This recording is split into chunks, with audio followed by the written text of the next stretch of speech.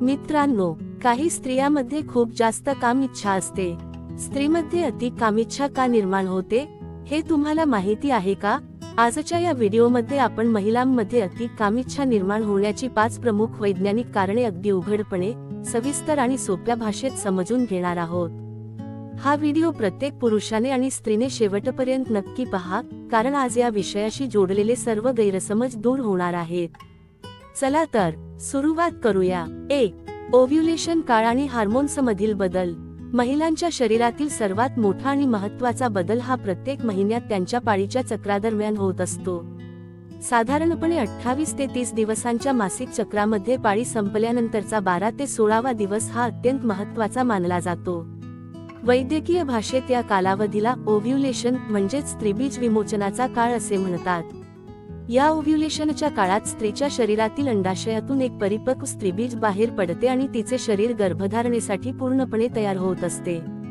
निसर्गानेच या काळात स्त्रीच्या शरीरात अशी रचना केली आहे की तिच्या शरीरात एस्ट्रोजेन आणि पुरुषांचा मुख्य मानला जाणारा टेस्टोस्टेरोन हा हार्मोन त्याच्या सर्वोच्च पातळीवर पोहोचतो.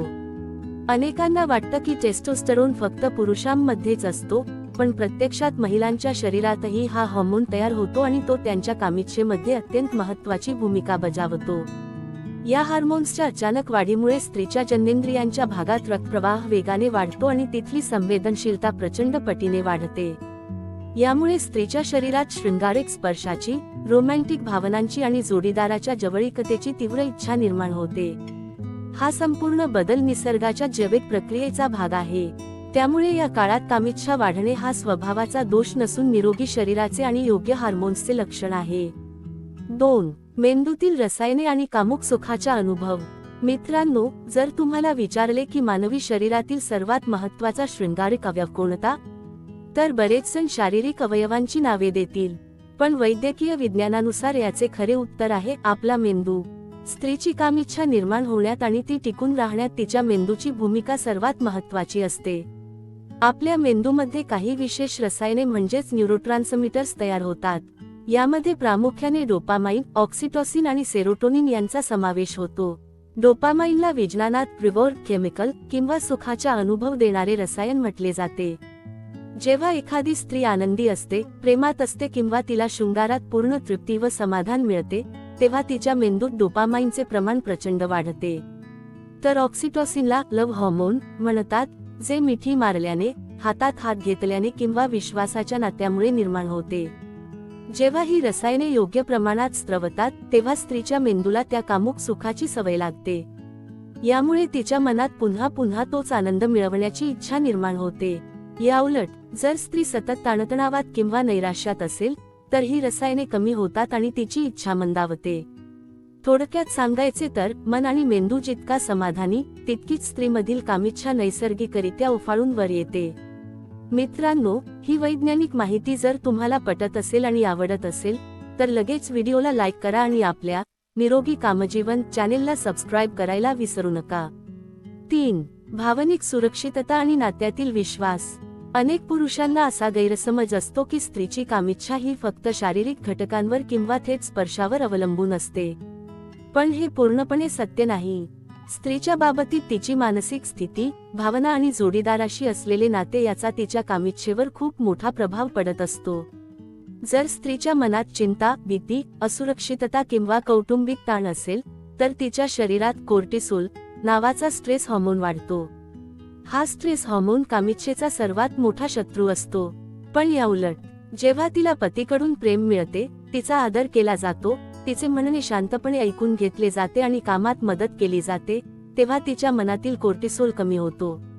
उदाहरणाने समजून घेऊया. दिवसभराच्या कामानंतर थकलेल्या स्त्रीशी जर पतीने प्रेमाने विचारपूस केली, तिच्या भावनांना महत्त्व दिले, तर तिच्या मनात भावनिक सुरक्षितता निर्माण होते. ही भावनिक जवळीक तिच्या शरीरातील कामोत्तेजना जागी करते. स्त्रीच्या बाबतीत शृंगाराची सुरुवात शरीराआधी मनातून होते. म्हणूनच नात्यात प्रेम आणि विश्वास जितका जास्त, तितकीच स्त्रीमध्ये रोमॅन्टिक इच्छा तीव्र असते. 4. स्त्रीचे वय आणि शारीरिक परिपक्वता. चौथे महत्त्वाचे कारण म्हणजे स्त्रीचे वय आणि तिची शारीरिक परिपक्वता.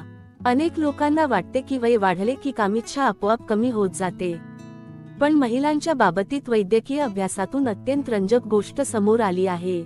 तज्ज्ञांनुसार तिशीच्या सुरुवातीच्या काळात अनेक महिलांमध्ये कामिच्छा अधिक तीव्र आणि मोकळेपणाने व्यक्त होऊ शकते.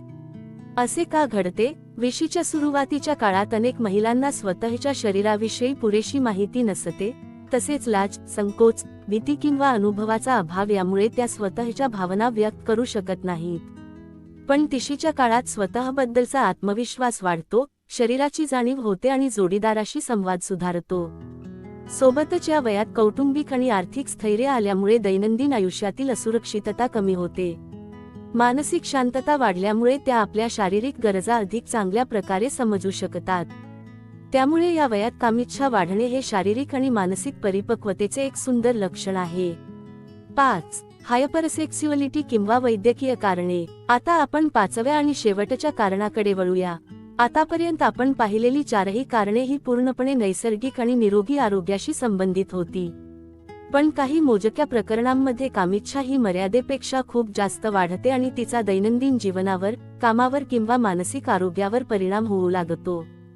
काही महिलांमध्ये हार्मोन्सचे तीव्र असंतुलन, थायरॉइडच्या समस्या, मानसिक तणाव किंवा काही विशिष्ट औषधांच्या दुष्परिणामामुळे असा बदल घडू शकतो.